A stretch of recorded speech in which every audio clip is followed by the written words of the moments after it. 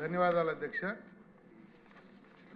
ఈరోజు ఏదైతే మనం చర్చ చేపట్టామో అది ఒక సున్నితమైన ఆవేదనతో బాధతో కూడిన అంశం అధ్యక్ష.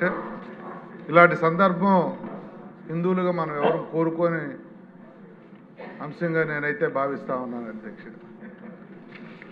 మనం ఎప్పుడూ కూడా మనకేదన్నా ఒక చిన్న బాధ వచ్చినా ఒక ఆవేదన కలిగినా వెంటనే మనం వెంకటేశ్వర స్వామిని కోరుకుని మొక్కుకుని ఆ దేవుడి దగ్గరికి వస్తాము, మాకు ఉపశమనం కావాలి అని చెప్పి ఈ ప్రపంచం నలుమూలలో ఉన్న హిందువులందరూ కూడా నమ్మే ఆరాధ్య దైవం ఆ కలియుగ వెంకటేశ్వర స్వామి అధ్యక్ష. మరి అలాంటి స్వామి ప్రసాదమే కల్తీ అయింది అనేది ఇందాక నెహ్రూ గారు చెప్పారు. నేను రాసుకున్నా, ఫస్టే అది రాసుకున్నాను. కల్తీ అంటున్నారు కానీ అసలు నెయ్యే వాడలేదనేది అనేక సందర్భాల్లో దర్యాప్తు సంస్థలు చెప్పాయి. బయట ప్రజలు కూడా ఆవేదన చెందే అంశంగా అది మారిందన్న విషయాన్ని కూడా మరొకసారి గుర్తు చేస్తూ ఇక్కడ ఒక్క అంశం అధ్యక్ష,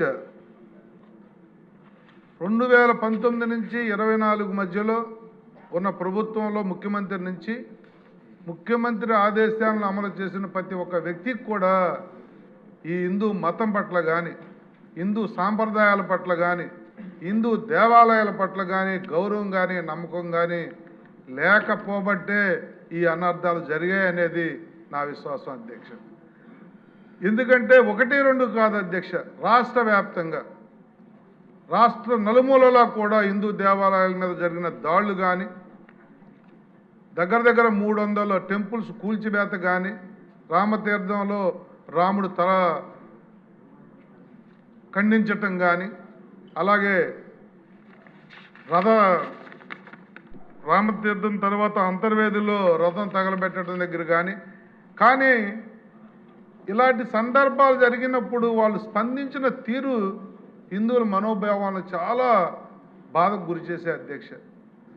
ముఖ్యమంత్రి ఎవరు ఆకతాయిలు చేసిన పని, ఎవరో తాగిబోతులు చేసిన పని అన్నట్టుగా చాలా సింపుల్గా తీసేసి కనీసం వారున్న 5 సంవత్సరాల్లో కూడా జరిగిన అనర్థాల మీద ఒక్క దగ్గరే కూడా చర్యలు తీసుకోలేదన్న విషయం యథార్థం అధ్యక్ష.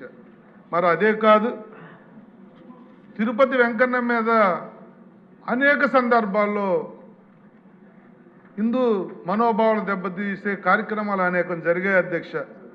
పింక్ డైమండ్ పేరుతో వాళ్ళు చేసిన విష ప్రచారం కానీ, తిరుమలలో అన్యమత ప్రచారం కానీ, పరకామని చోరీ దొంగని